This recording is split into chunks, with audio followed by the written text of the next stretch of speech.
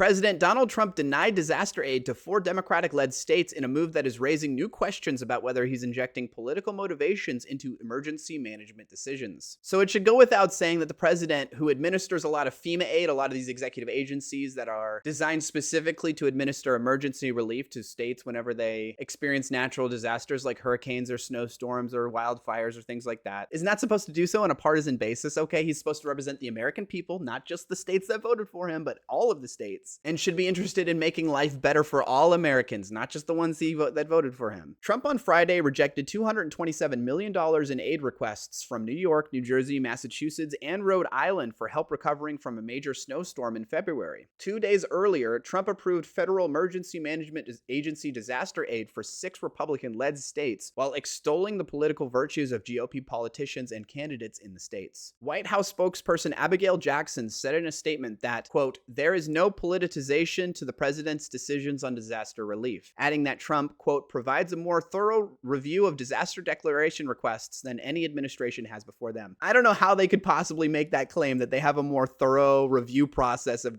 disaster declaration requests from the states than any other administration before him, right? It's a completely unfounded, nonsense statement to make. It feels very similar to when he brags about his crowd sizes, even though they're not the biggest crowd sizes, and oftentimes they're exactly the opposite. They're very unimpressive crowd sizes at a lot of his rallies and things like that. It's just evidenceless boasting for no reason. What do you possibly gain from claiming that you have a more thorough review process of these things, right? Are you implying that other presidents didn't have a thorough review process? That's just completely ridiculous. And honestly, when they make a statement like this, it makes me think that they have exactly the opposite, okay? Because they're such pathological liars when it comes to these sorts of things for seemingly no good reason. It makes me think that they have a less thorough review process than any president that's come before them. Democrats immediately questioned Trump's denials, arguing that they follow a pattern disclosed by Politico in March of Trump mostly rejecting disaster aid for Democratic-led states while approving it for states that are led by officials in his party. Yeah, I'm going to cover this in an entirely different story, but if you look at the statistics, you are over 3 times more likely if you're from a Republican state to have your disaster aid requests accepted than you are if you are a Democratic state requesting emergency disaster relief from the federal government. And also how if you are a Republican state, you have your requests accepted far quicker, but if you're a Democratic-led state, then they will wait till the maximum 60-day period or 90-day period or whatever to give you an answer on your disaster aid relief requests for seemingly no good reason. New Jersey Senator Andy Kim, another Democrat, put the onus on Trump to show the public that his disaster policies are untainted by politics. Hey, spoiler alert, Andy Kim, he doesn't care if it gives the appearance of that or not, okay? This administration has shown that they very much do not care about trying to appear as nonpartisan, as fairly and equally governing this country, okay? They're very clearly not interested in that. You're barking up the wrong tree there. FEMA said in response to a request for comment that damage from snowstorms must be genuinely extraordinary to qualify for federal disaster aid, and that the East Coast is generally expected to manage major snowstorms independently. The Trump administration last year considered ending all disaster aid for snowstorms, prompting congressional leaders to assert in a January bipartisan spending measure that, quote, snowstorms shall be eligible for federal relief. The Trump administration last year considered ending all disaster aid for snowstorms. That seems absolutely crazy to me, okay? Now, there's a couple of things that come to mind with this. One, what are the states that experience snowstorms more often?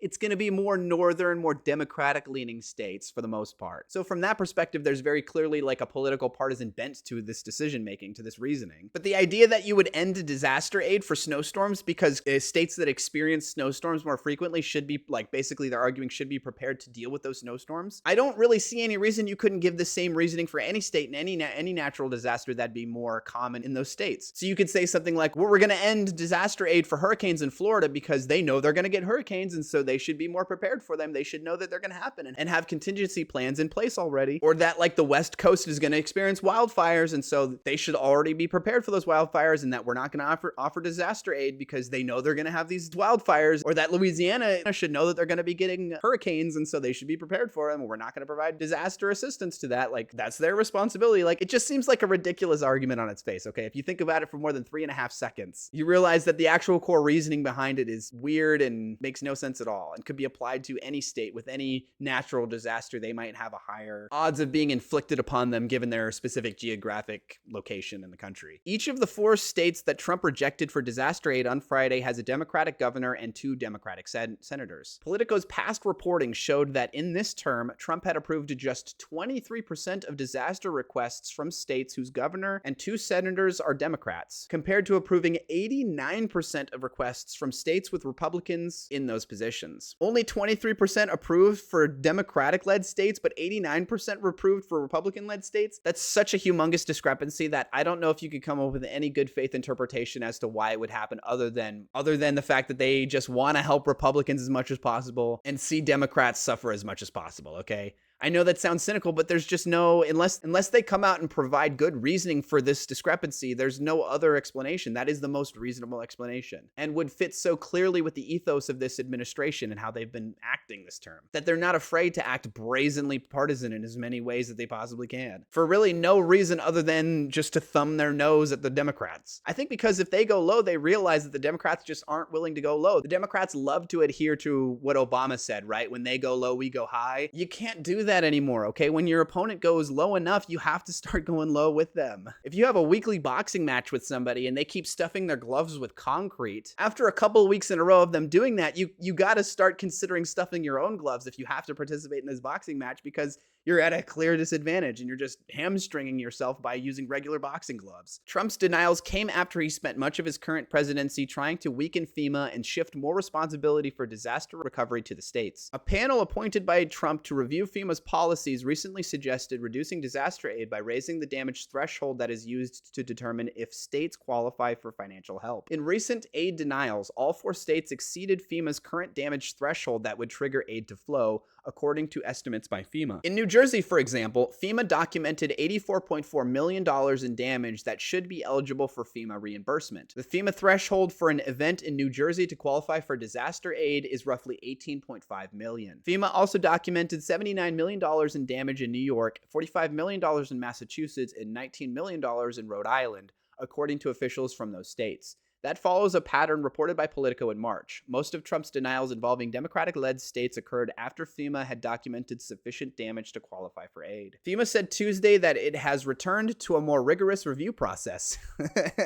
See, whenever they make statements like this, it makes me seriously question if they are or if they're just like literally just lying and they know they're lying, and that they've done the exact opposite of returning to a more rigorous review process, that they are now just looking at this through a purely partisan lens. 2 days before Trump denied aid to 4 northeastern states, he approved 11 other requests for disaster aid that include 3 U.S. territories or tribes. The disaster declarations Trump approved involved less damaging events than the 4 he rejected. For example, Trump denied Rhode Island's request for $19 million, which is roughly 10 times the state's threshold to qualify. That came as Trump approved $8.6 million for Louisiana after it was hit by a tropical storm, an amount that is roughly equivalent to the state's qualification threshold. When Trump announced the Louisiana approval last week on Truth Social, I'm sure people have said this a million times, but Truth Social is just such a dumb name for a freaking social media platform. Come on. So lazy. So yeah, there doesn't seem to be any like super good faith reasoning behind the extreme discrepancy you've seen between disaster aid request acceptance and denials between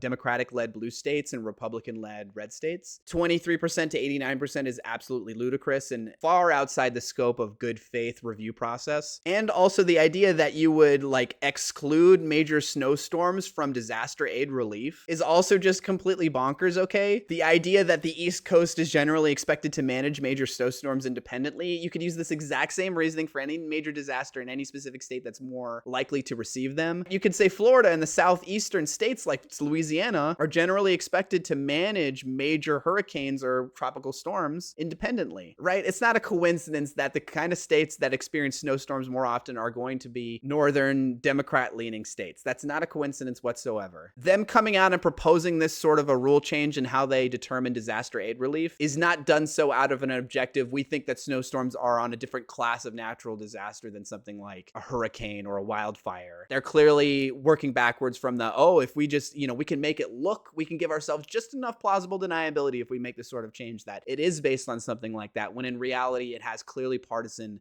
motivations and effects. So yeah, every American, regardless of your political bent, whether you're Democrat or Republican, liberal or conservative, in a blue state or a red state, should be upset about this clear partisan influence that he's exerting over disaster aid relief decision making. That you should want the best life and the most fair application of the law for all Americans, even those you politically disagree with. That if you're in a state like Florida and you are going to receive disaster aid because you experience a lot of extreme hurricanes, that you should want your fellow Americans in northern states like New York or Massachusetts or something like that, who experience some extreme snowstorms that have equally financially costly effects on the well-being of the state and its citizenry, to be just as eligible to receive federal relief and assistance as you are. And it's just so short-sighted, right? You would think if this is Trump's last term and he's this old that he would want to leave with as good of a legacy as he possibly could, because he's the kind of guy that very clearly cares about that sort of thing. He's about as narcissistic as they come, and like him trying to slap his name on the Kennedy Center and so many other things signal that he cares about his legacy. You'd think that he would want to be as generous as he possibly could to all Americans regarding something like disaster relief, because that's the kind of thing that's going to stick with his legacy. It's not like historians in the future are suddenly going to forget that he politicized disaster relief allowance. So yeah, this is obviously no good and very clearly disgraces the role of the presidency itself. I would think that basically every single president that came before him is rolling in their graves right now over this kind of thing. And like, I know presidents tend to want to get out of the political spotlight after they've left office. This is the exact kind of time for them to step forward and highlight this kind of nonsense.